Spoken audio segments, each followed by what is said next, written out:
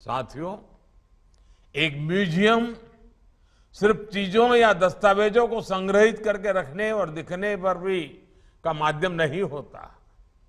जब हम अपनी विरासत को संजोते हैं तो उसके साथ साथ उससे जुड़ी भावनाएं भी संरक्षित कर लेते हैं।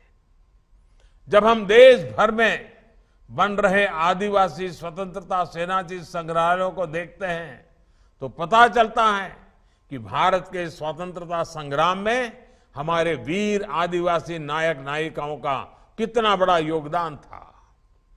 जब हम नेशनल वॉर मेमोरियल और नेशनल पुलिस मेमोरियल को देखते हैं तो हमें इस बात का एहसास होता है कि देश की रक्षा के लिए, देश को सुरक्षित रखने के लिए कैसे हमारे वीर बेटे बेटियां अपना जीवन न्योछावर कर देते हैं।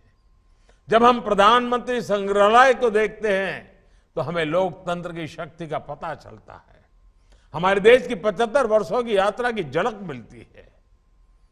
केवड़िया एकता नगर में स्टैच्यू ऑफ यूनिटी हमें भारत की एकता और अखंडता के लिए हुए प्रयासों, तप और तपस्या की याद दिलाती है। और आप सबको पता है, एक बहुत बड़ा रिसर्च का काम चल रहा है। अब केवड़िया में सरदार पटेल स्टैच्यू जैसे बन रहा है, क्योंकि सरदार साहब ने राजे रजवाड़े सब इकट्ठे करने का काम किया।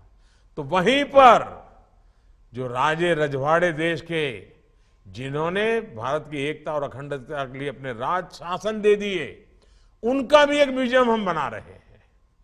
अभी उसका डिजाइनिंग काम चल रहा है, रिसर्च का काम चल रहा है।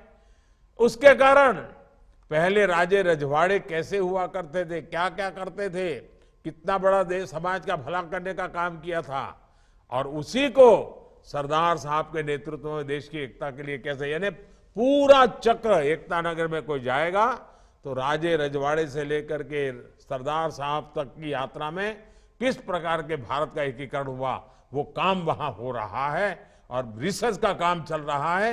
निकट भविष्य में निर्माण कार्य भी शुरू होगा। बीते 8 वर्षों में हमने ये जो धरोहरें देश में विकसित की है, इससे भी पता चलता है कि हमारी विरासत का विस्तार कितना बड़ा है।